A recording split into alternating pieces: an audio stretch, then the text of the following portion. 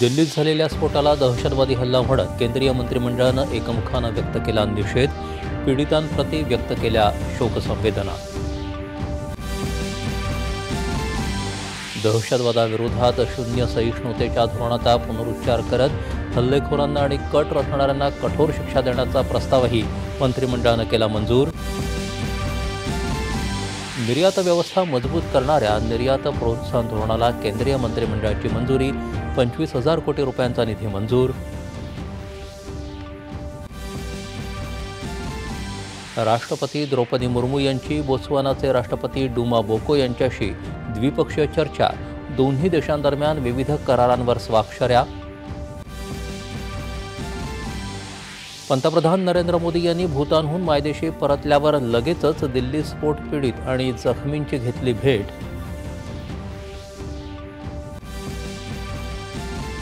दिल्ली स्फोटाचा तपास वेगानं सुरू. दिल्ली एनसीआर आणि पुलवामा इथं टाकलेल्या छाप्यांमध्ये मोठ्या प्रमाणात स्फोटकं जप्त.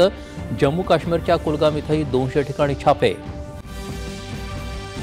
महाराष्ट्र एटीएसचे मुंब्रा आणि पुण्यातल्या कोंढव्यात छापे. 2 संशयित ताब्यात. पुढचा तपास सुरू.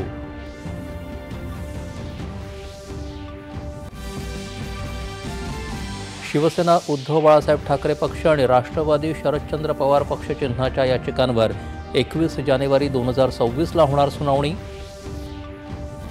आणि ऑक्टोबर महिन्यात किरकोळ महागाई दरात 0.5% टक्क्यांपर्यंतची घट.